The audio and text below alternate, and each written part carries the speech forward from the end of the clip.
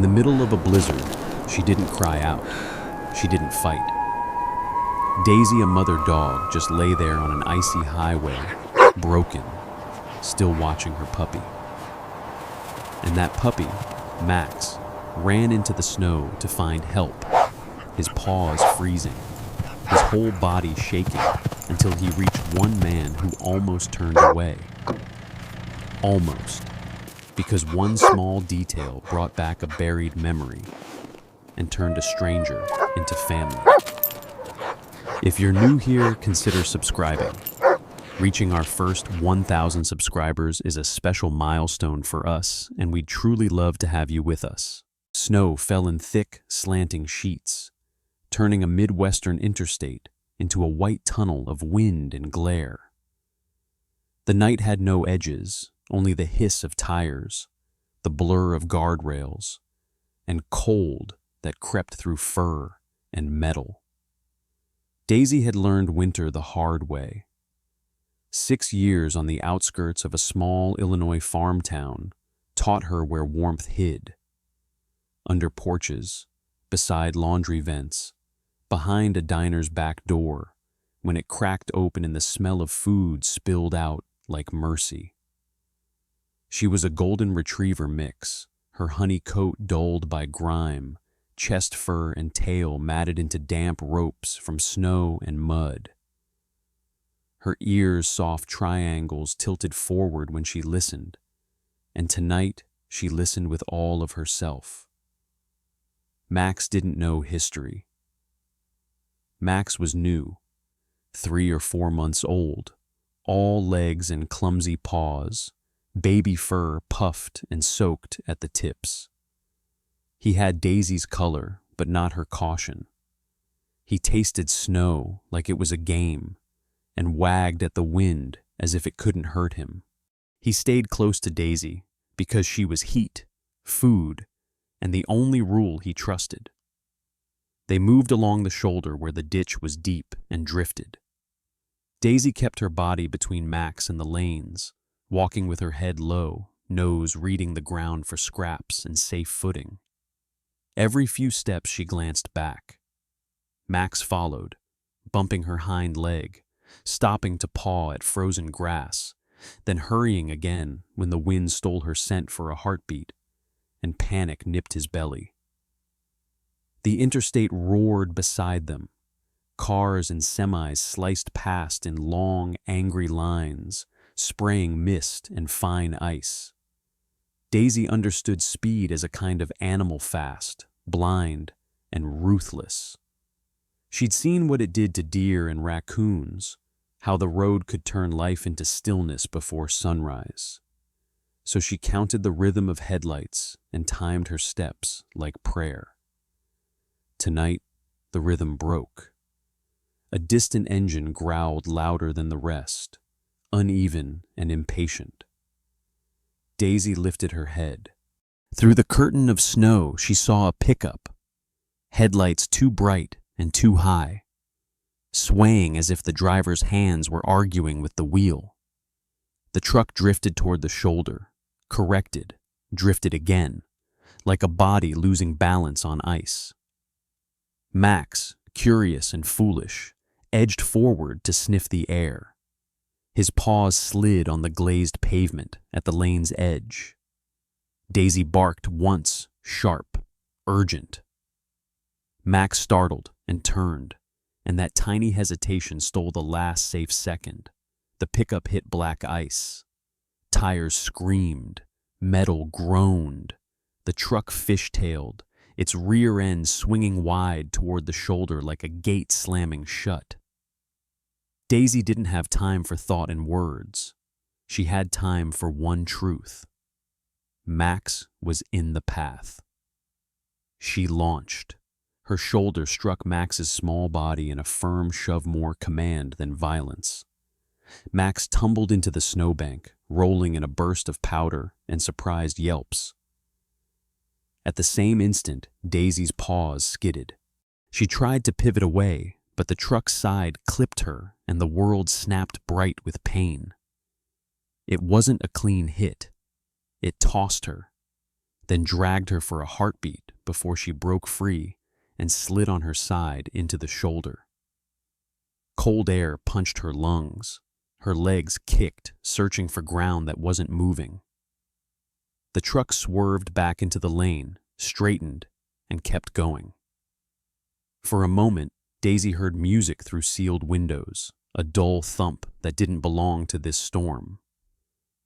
She caught a glimpse of the driver, a man's broad silhouette in a dark jacket, one hand locked on the wheel, the other lifting as if to shield his face from sudden fear. He didn't stop. The taillights shrank into the snow until they looked like two fading embers. Daisy lay still. Snow gathered on her fur. She tried to rise, and her body answered with a tremor that ran from ribs to paws. Something inside her felt wrong, misaligned, unstable, standing a question instead of a decision. Max burst out of the snowbank and ran to her, paws punching small holes into powder. He pressed his face to her muzzle and whined, thin and frantic. His scent milk, fear, and Daisy flooded her senses. He licked her cheek, then her neck, as if he could pull her back into motion by insistence alone. Daisy managed a low sound, more vibration than bark, and touched her nose to Max's forehead.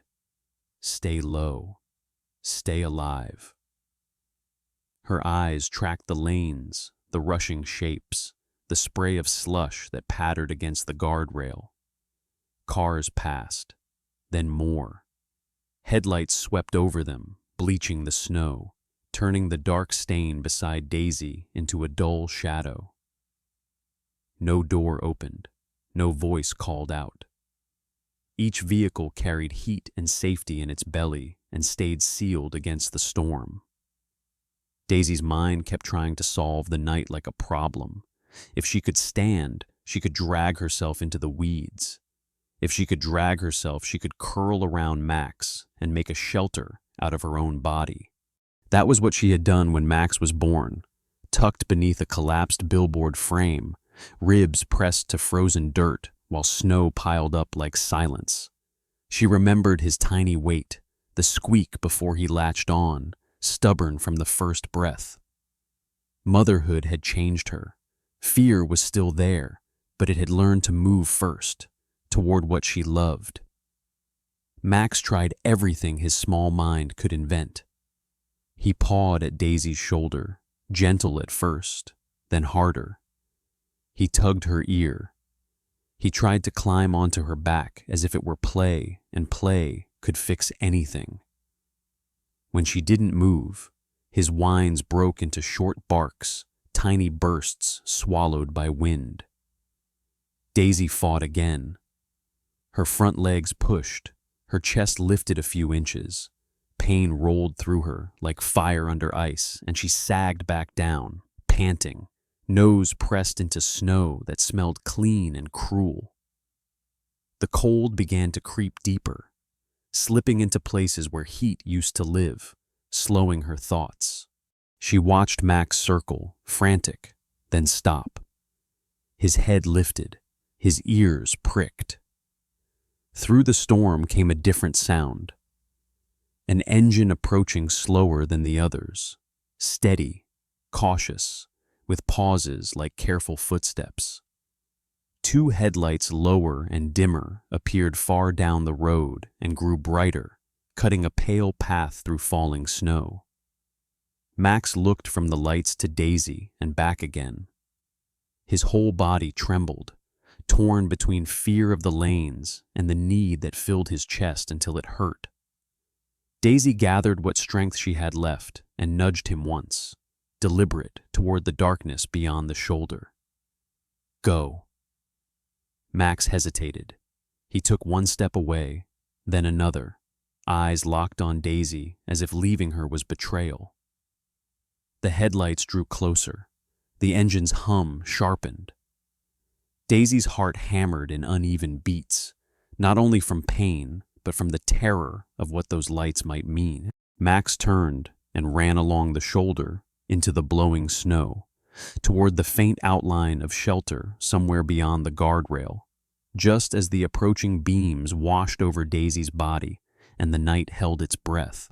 Max ran until the wind stole his breath.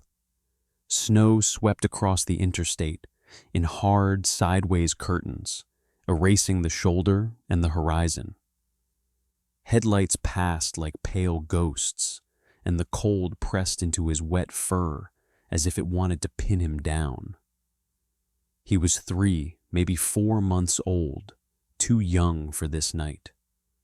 His golden puppy coat was soaked and clumped, darker at the paws where road slush had crusted.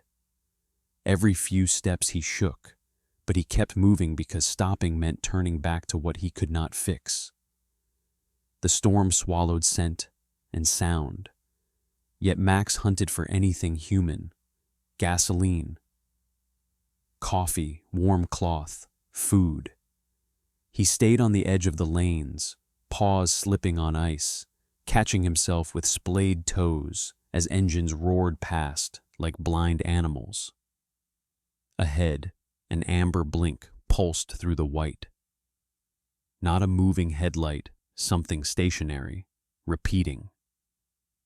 Max veered toward it, cutting through drifts that slapped his belly. The blinking grew clearer. Hazard lights, steady and stubborn, like a heartbeat refusing to quit.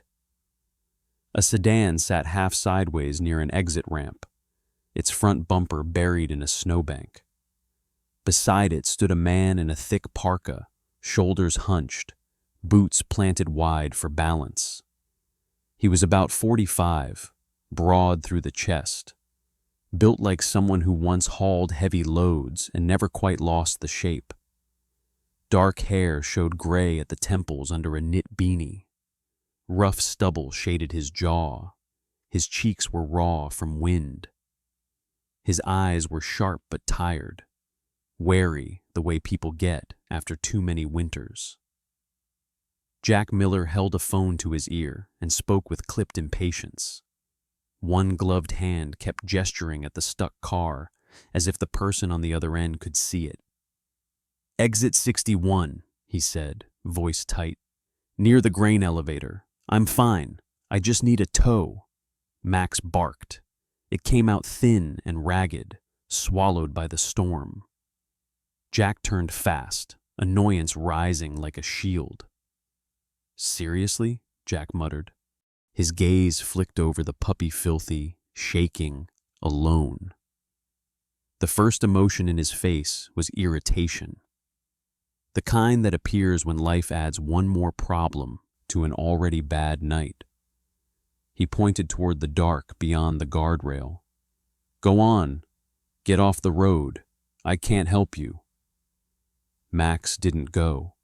He trotted closer, head low, tail tucked, then looked up. His eyes were wide and dark, reflecting the hazard lights in 2 wet coins. He whined once, then again, louder, as if he could pull Jack's attention off the phone by pure need. Jack's jaw tightened. "I can't even get my own car out," he said, breath steaming around his stubble. The voice on the phone dispatcher calm asked him to repeat his location.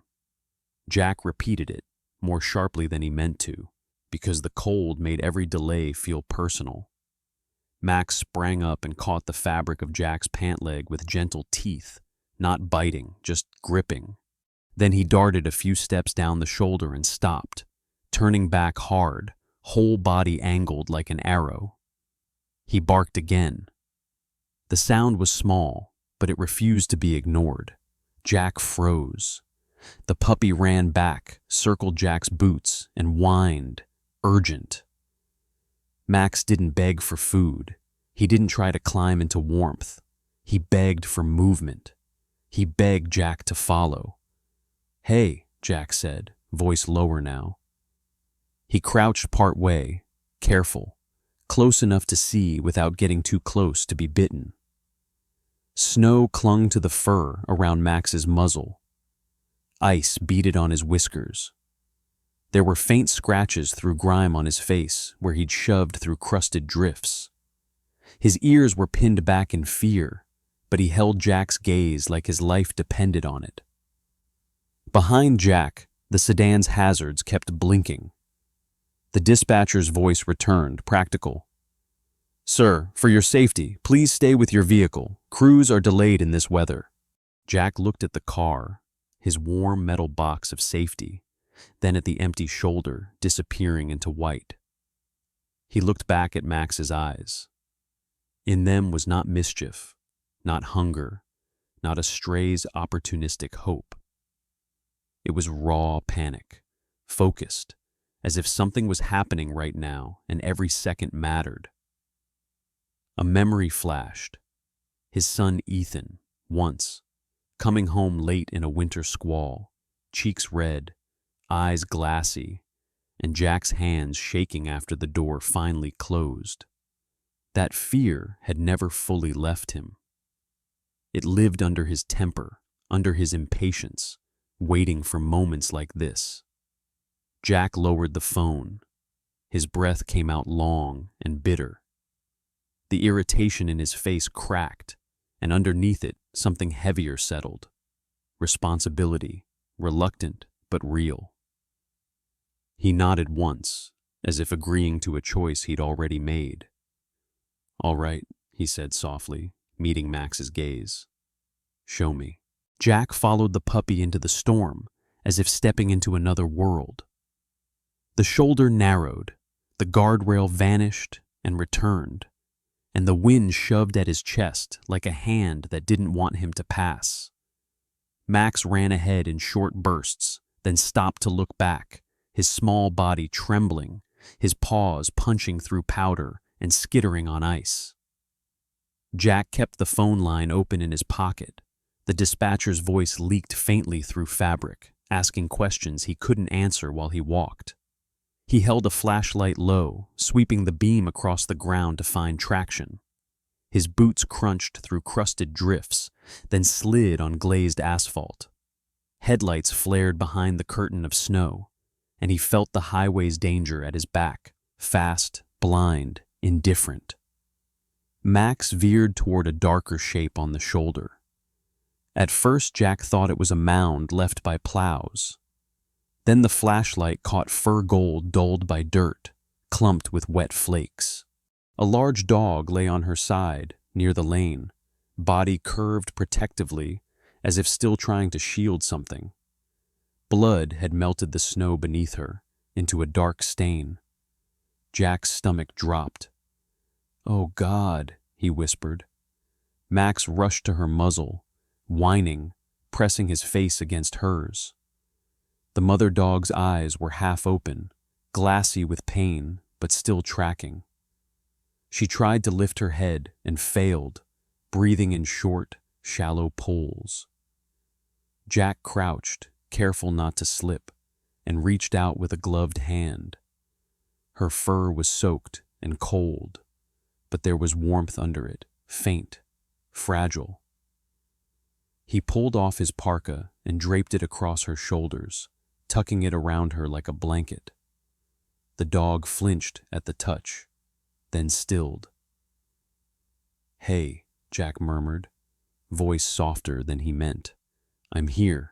He needed a name, and the need surprised him.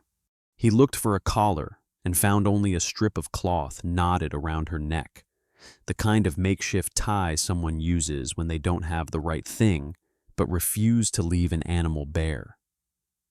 The cloth was frayed, stained, stiff with old road dust. As he shifted the knot to check her throat, something hard tapped his glove. A small metal clasp, rusted at the hinge. A child's charm hooked through it like a keepsake. Snow and grime had dulled it, but under the flashlight a single letter caught the light, E. Jack froze so suddenly Max stopped whining and stared at him. The letter wasn't a random scratch. It was carved with the uneven care of a kid, the way children mark what matters because they're afraid the world will take it. Jack's pulse thudded in his ears. He lifted the charm closer, thumb brushing away ice. E. Memory rose like a door blown open.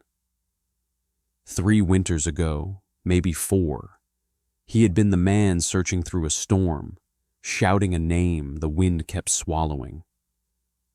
Ethan. His son had been 13 then, all stubborn angles and restless energy, the kind of boy who acted fearless because fear felt like weakness. They'd argued that afternoon, nothing big, just a father's rules and a boy's resentment. Ethan had stormed out toward the tree line behind their neighborhood, and the snow had thickened faster than anyone expected. By the time Jack realized the silence was wrong, twilight had turned the world blue and brittle. He'd run with a flashlight and a throat full of apology he couldn't deliver. He remembered the panic when he found Ethan's footprints fading under new snow. And then the barking sharp, steady coming from deeper in the trees. Jack had followed it like a rope through darkness. He'd found Ethan curled against a fallen log, shivering so hard his teeth clicked, lashes iced. Beside him stood a young golden dog, muddy and thin, pressing her body between the boy and the wind as if she could block winter with her ribs. She'd stared at Jack with fierce, warning eyes until he lifted Ethan into his arms. Afterward, in the emergency room's harsh light, Ethan had whispered, "She wouldn't leave me, Dad." They never found the dog again. Jack had posted flyers, called shelters, driven the roads with treats on the passenger seat. The storm had swallowed her back into the world. Until now, Jack looked down at the mother dog's face, older, worn by seasons, but the same shape of courage in her eyes. Max's small body pressed against her jaw, begging with warmth he didn't have. Jack's throat tightened. "It's you," he breathed. "You were there." The mother dog blinked once, slow, as if the effort cost her. Jack fumbled for his phone and lifted it to his mouth. "Ma'am," he said to the dispatcher, voice breaking through the wind. "I found them. I need help now. And I'm not leaving them tonight." The storm didn't care about promises. It kept dropping snow as if it had all night to bury anything that tried to live. Jack's hands shook as he forced his parka tighter around Daisy's chest. The fabric was already damp where her blood had warmed it, then cooled again, turning everything into a stiff, heavy weight. Daisy's breath came in shallow pulls, missed. Pause. Missed, each one thinner than the last. Her eyes tracked Jack's face like she was trying to memorize him or decide whether he was real. Max pressed himself against her neck, a small, trembling knot of fur. He didn't whine now. He just stayed there, ears pinned back, watching Jack with a desperate kind of trust that made Jack feel exposed.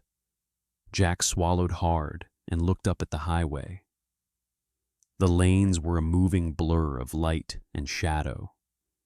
Drivers were creeping, but not enough. Even at reduced speed, a 2-ton vehicle on ice was a coin flip. And Daisy lay too close to the edge. He pulled his phone from his pocket with clumsy fingers. The dispatcher's voice was still on the line, faint, crackling. "Sir, are you still there?" "I'm here," Jack said, forcing calm into his voice. "I found an injured dog and a puppy. We're on the shoulder near exit 61. I need EMS animal, whatever you've got. She's bleeding. She can't stand." The woman on the other end, Lena, he remembered, kept her tone controlled. "I'm notifying responders, sir.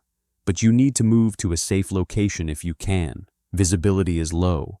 There are multiple accidents being reported." Jack stared at Daisy. "Move to a safe location." The words sounded like a joke. "I can't leave her," he said. It came out harsh, then softened into something like confession. "I won't." A gust shoved snow into his face. Jack blinked it away, lungs burning from cold. He glanced back the way Max had led him from toward his own sedan, hazards blinking faintly in the distance. It was too far to carry Daisy without help, and too close to the lanes to wait like this. Jack's mind moved fast, building a plan out of scraps.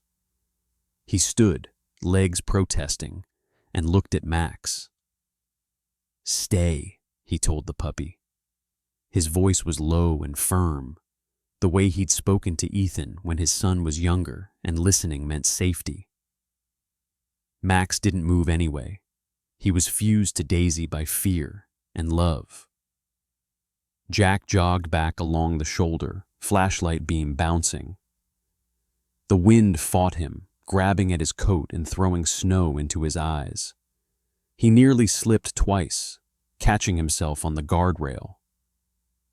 When he reached his sedan, he yanked the driver's door open. Cold air spilled into the cabin, stealing the last warmth. He fumbled with the controls and turned on full hazard flashers and the rear fog light, then popped the trunk and dug through a mess of groceries and work gloves until he found a bright reflective triangle kit, something he'd bought years ago after Ethan's scare, back when fear had made him over-prepare for everything. He set 3 reflective triangles down along the shoulder, spacing them wide, the way the instruction manual had said, 1 close, 1 farther, 1 farthest. The storm tried to hide them immediately, but their red surfaces caught the headlights and threw warning back at the world. Jack grabbed a thick wool blanket from the trunk, old navy blue, smelling faintly of detergent and the dog hair of a life he used to have before divorce and long shifts and too many silent evenings. He hesitated, then snatched 2 chemical hand warmers from his emergency kit. He didn't know if they'd help, but he needed to do something with his hands besides shake. He ran back to Daisy. The closer he got, the more dangerous the highway felt. A semi passed, tires hissing, and the suction pulled snow and air toward the lane like the road was inhaling. Jack crouched beside Daisy again, heart hammering. "Okay," he murmured, voice trembling. "Okay, girl." He slid the wool blanket under Daisy's shoulder as gently as he could, lifting her only a fraction so he didn't worsen whatever was broken. Daisy's body tensed, a low, pained sound vibrating in her throat. Max flinched, then pressed closer, trying to cover her pain with his small warmth. "I'm sorry," Jack whispered. And the apology wasn't only for the movement. It was for years of not finding her, for living his life while she lived this one. He cracked the chemical warmers and tucked them into the folds of the blanket near Daisy's belly, careful not to place them directly against skin. He pressed his gloved palm to Daisy's ribs to feel the rhythm of her breath. Shallow. Too shallow. Jack lifted the cloth tie at her neck again, the rusted charm brushing his thumb. E. His throat tightened. He looked past the storm as if he could see through time, back to a teenage boy shivering under trees, back to a dog standing guard with fierce eyes. "Lena," Jack said into the phone, forcing his voice steady, "I need you to hear me. She can't wait an hour." "I understand," Lena said. Her calm was thinner now, and it told Jack more than her words did. "Crews are responding to a pileup near the county line. We're rerouting. If you can safely move the animals farther from the lane—" "I can't carry her," Jack snapped, then caught himself. "I'm trying. I'm doing everything I can." A set of headlights appeared through the snow, approaching too fast. Jack's blood went cold. The vehicle drifted slightly toward the shoulder, then corrected. It was close enough that Jack could feel the vibration in his knees. He stood, raised both arms, and waved like a man trying to stop fate. The driver slowed, brake lights flaring red, and passed with inches to spare. The reflective triangles flashed in the beams and did their job barely. Jack crouched again, breathing hard, and looked down at Daisy. Her eyes had closed halfway. Max's nose nudged her muzzle over and over as if begging her to stay awake. Jack leaned in, close enough that Daisy could feel his breath. "You saved my kid," he whispered. The words came out cracked, naked. "I didn't even know your name, and you still did it. So listen to me. I'm here now. I'm not leaving you on this road." Max's ears twitched at the tone. He looked up at Jack, and for a heartbeat, Jack saw the same stubbornness he'd seen in Ethan at 13, refusing to give up, refusing to be small. The snow fell harder. Sirens did not come. The highway kept moving like nothing mattered. Jack tightened the blanket around Daisy's body, curled his own frame to block wind, and stayed, repeating the promise as if saying it enough times could make the storm obey. The snow thickened until the world felt muffled, like someone had wrapped the highway in cotton and tried to smother the sound of disaster. Jack's hazards blinked through the whiteout, his reflective triangles half buried already, their red edges peeking out like warning signs the storm wanted to erase. Daisy's breathing was the only rhythm that mattered now. Jack kept one gloved hand pressed to her ribs, counting the rise and fall. It wasn't steady. It came in short, reluctant pulls that made his stomach twist. Her fur, once warm gold, looked gray under snow and road grime. Flakes collected along her muzzle and lashes. When Jack brushed them away with his thumb, her eyelid fluttered, then fell heavier, as if even looking took too much. Max stayed tucked against her throat, trembling so hard his small body vibrated. The puppy's coat was soaked, clumped into spikes, and his paws had begun to stiffen with cold. Jack noticed the way Max's back legs held tension little muscle cramps from shivering too long. He should have been in a warm kitchen, chasing crumbs and chewing shoelaces, not holding the line against winter. Jack pulled the wool blanket tighter, trying to trap what heat remained. He angled his body to block the wind, shoulders hunched, knees dug into snow that soaked through his jeans. Cold climbed up from the ground like it had hands. He lifted his phone again. The battery icon glowed low and red. "Lena," he said, forcing his voice steady. "Talk to me. Where are they?" The dispatcher's voice came faintly, threaded with static. "Units are tied up at the pile-up. They're clearing a lane. I've got highway patrol in the area. Animal control is trying to reroute." "I don't need animal control," Jack snapped, then swallowed hard. He didn't mean to take it out on her. He was scared, and fear always reached for anger when it couldn't find control. "I need someone with a stretcher and a warm vehicle. She's fading." A pause. Jack could hear the dispatcher's breath, the tiny sound of a person trying to choose words that wouldn't break a stranger. "I'm staying on your call," Lena said. "Keep her insulated. Do you see any bleeding?" Jack glanced at the stain under Daisy Dark where it had melted snow, then frozen again. "Yes." "Do not move her aggressively," Lena said. "If she has internal injuries," Jack's throat tightened. Internal injuries. He looked at Daisy's belly, at the way her breath barely moved it. "I know," he whispered. "I know." A gust slammed into them. The blanket flapped like a sail before Jack pinned it down with his forearms, Snow struck his face and melted on his eyelashes. His stubble was iced. His fingers ached with the deep numb that came before pain vanished entirely. Jack lowered his head near Daisy's ear. "Stay with me," he said.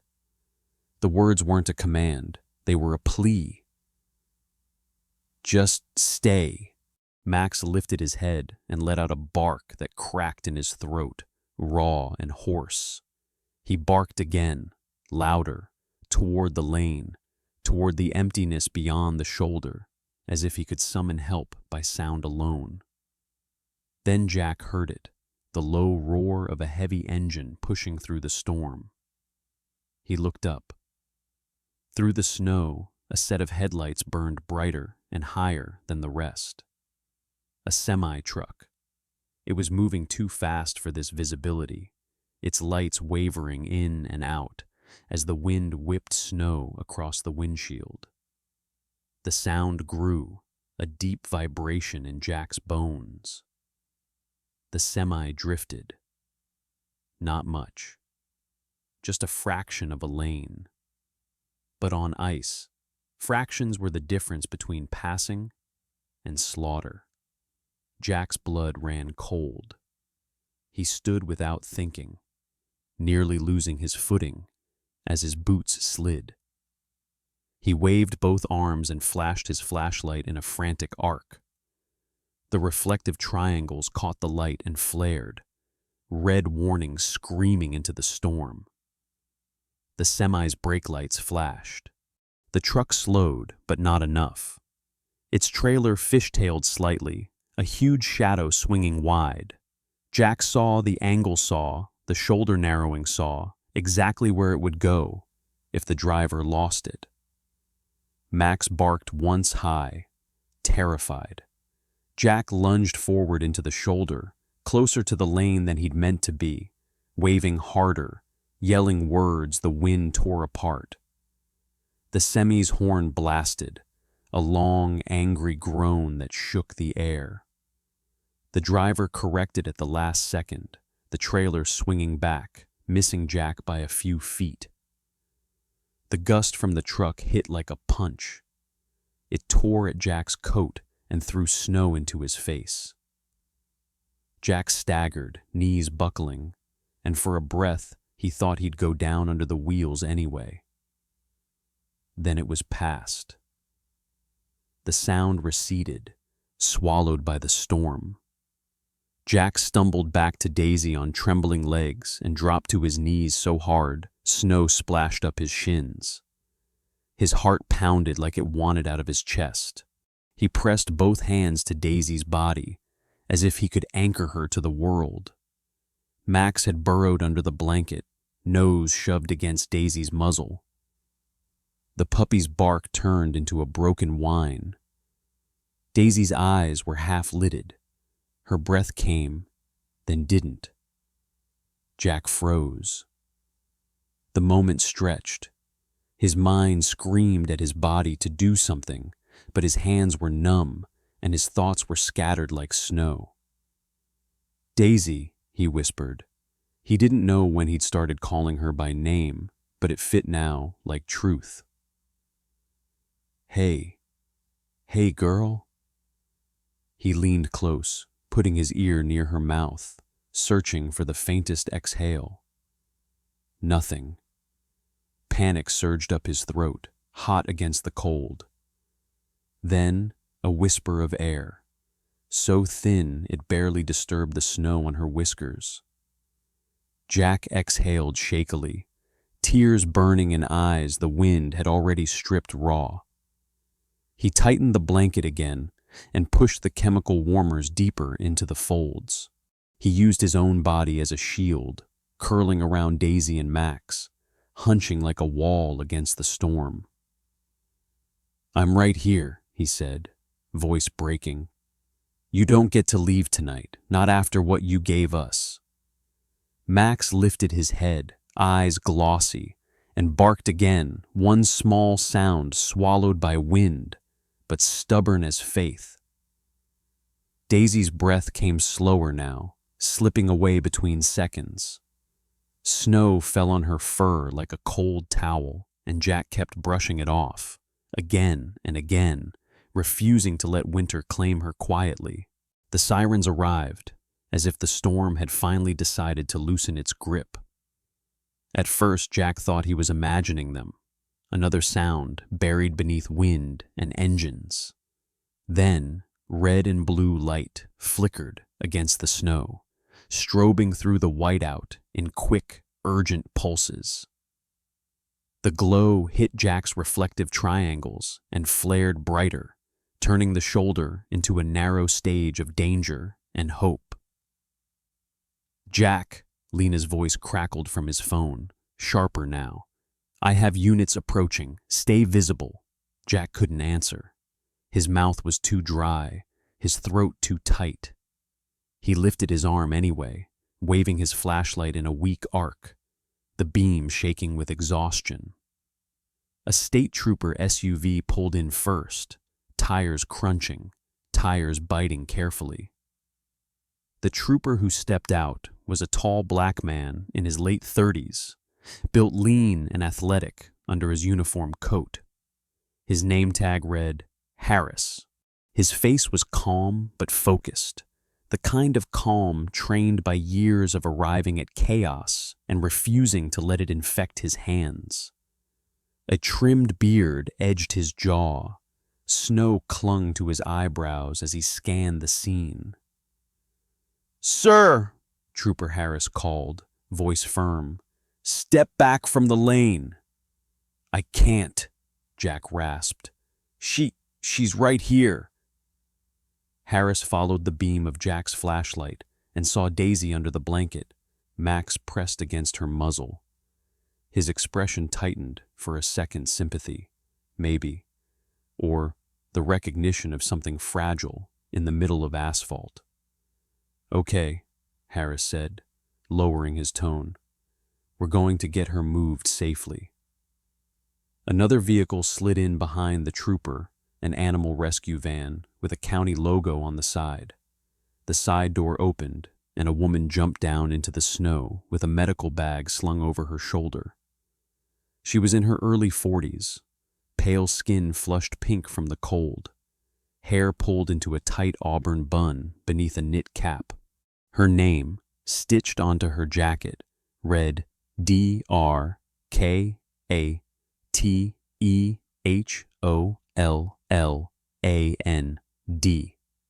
Her eyes were quick and steady, the way they get when you've seen fear every day and learned not to flinch. She knelt beside Daisy at once, gloved fingers moving with practiced precision.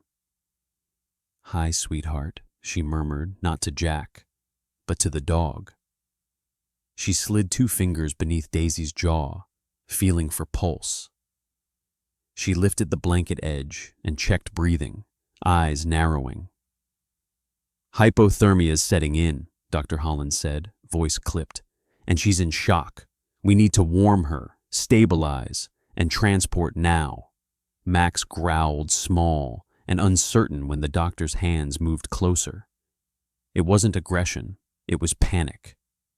Jack leaned in. "Max," he whispered, "it's okay. She's helping." Max's body trembled, but he didn't bite. He pressed harder into Daisy, then looked up at Jack with eyes full of questions he couldn't answer. Dr. Holland opened a thermal wrap and slid it beneath Daisy's body with careful lifts. Trooper Harris helped, bracing his stance against the wind. The rescue van's heater blasted warm air into the open doorway, a breath of summer in a frozen world. "Sir, your hands," Dr. Holland said to Jack, glancing at his knuckles. The skin looked waxy with cold. "You're borderline frostbite. Sit in the trooper's vehicle while we work." Jack didn't move. "Not until she's inside." Harris held Jack's gaze for a moment, then nodded once as if respecting the stubbornness. "We'll do it fast." They slid Daisy onto a stretcher, her body sagged with helpless weight.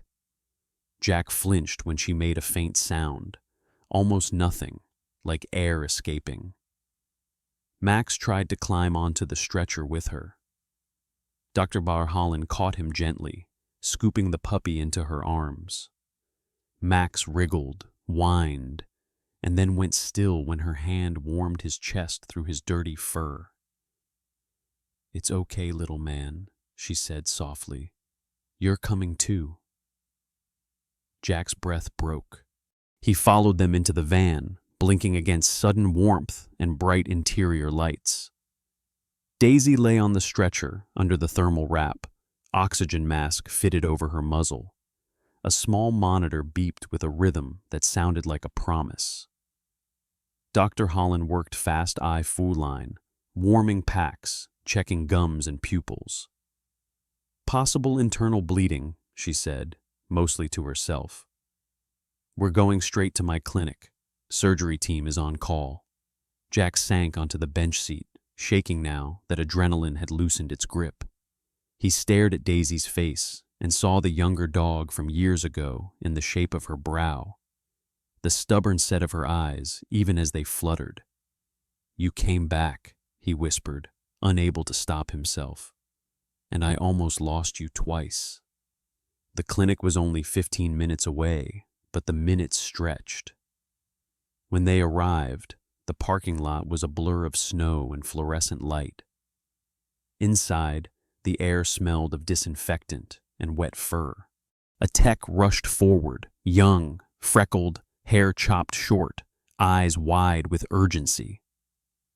Her name tag read Maria.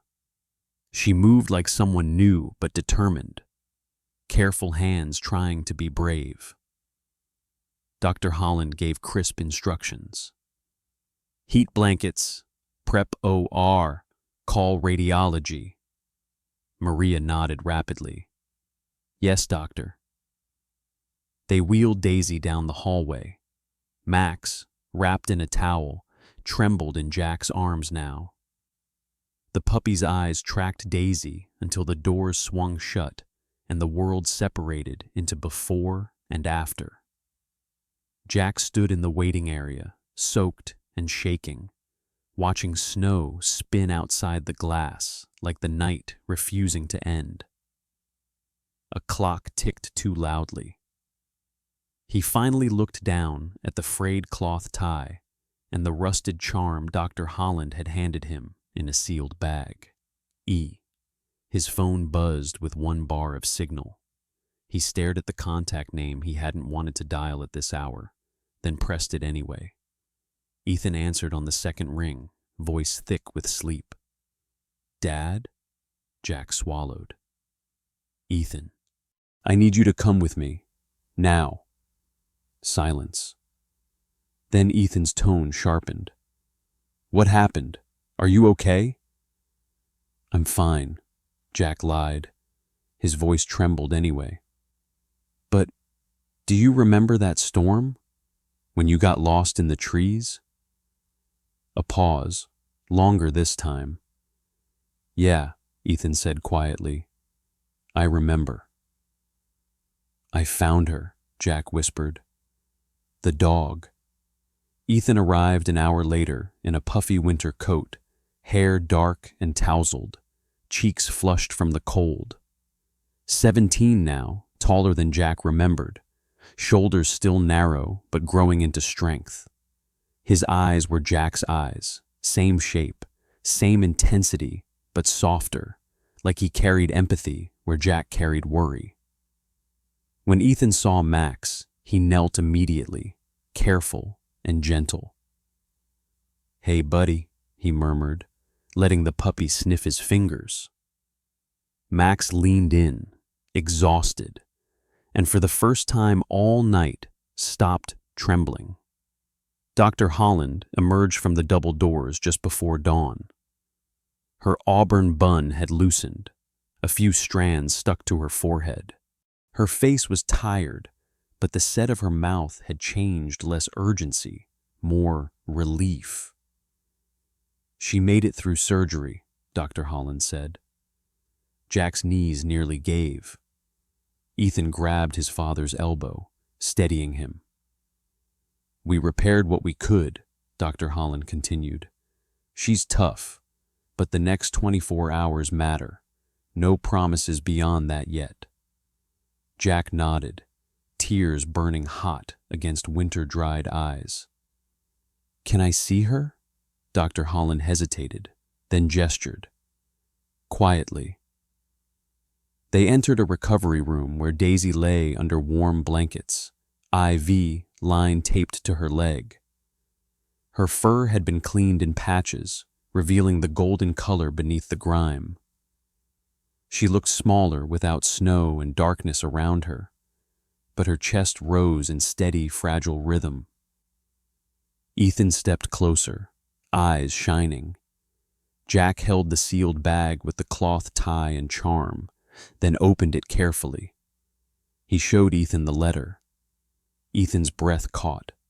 His hand went to his own chest, as if the memory lived there physically. That was mine, he whispered. I carved that when I was little. I put it on my jacket zipper so I wouldn't lose it. I thought it fell off in the snow. Jack nodded, unable to speak. Ethan looked at Daisy as if seeing an old friend through time. She stayed, he said softly. I told you, Dad. She wouldn't leave me. Jack reached down and let Max, now wrapped in a clean towel, peek over his arm.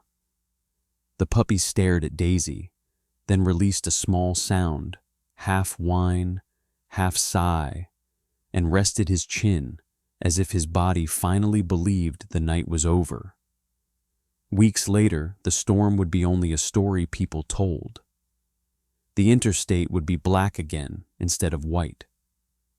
But recovery was its own season. Daisy learned to stand in slow steps, muscles trembling, one leg favoring the repaired side. Dr. Holland showed Jack how to support her with a sling under her belly. Jack listened like a man relearning how to be gentle. Ethan came after school, sitting on the clinic floor with Max while Daisy slept, his long fingers rubbing the puppy's ears until Max's eyes drooped shut. On the day Daisy managed to walk the length of the hallway without collapsing, Jack felt something inside him loosen, an old knot of guilt he hadn't admitted he carried. He realized he'd spent years thinking strength meant handling things alone. Daisy had never been alone when it mattered. She had chosen connection over survival. Jack signed the adoption papers in Dr. Holland's office, hands steady. The paper didn't feel like ownership. It felt like a vow. When they stepped outside into sunlight that sparkled on fresh snow, Daisy paused on the threshold, sniffing cold air that no longer felt like a threat. Max trotted in a tight circle around her legs, tail wagging, then pressed his body against her side. Jack opened the car door. Ethan held Daisy's leash loosely, giving her space to decide. Daisy looked back once, eyes calm and tired, then stepped forward. Winter still existed. Snow still fell. Roads still hid ice under beauty. But in the space between one storm and the next, a family had found its way back to the one who saved them first. Sometimes a miracle doesn't arrive with thunder or light. Sometimes it comes in a snowstorm, through a mother's instinct, a puppy's courage, and a stranger who chooses not to look away. If you believe in God, you've seen it before. The quiet moments where His hand feels closest. Not by changing the storm, but by sending strength at the exact second you were about to give up. Tonight, Daisy and Max were that reminder proof that love can be a shelter and mercy can be a message. In everyday life, we all pass someone on the side of the road, a person, a neighbor, a soul who's struggling in silence. We can keep driving, or we can stop. A small choice can become someone else's miracle. If this story touched your heart, please share it with someone who needs hope today. Leave a comment with your country and a short prayer for animals and families who are still out there in the cold. And subscribe to the channel so we can keep spreading stories that heal, restore faith, and remind us what kindness looks like. May God bless you and your family, protect your home, and guide your steps, especially on the hard days. And may He place you in the right moment for the right reason to be a miracle for someone else. Amen.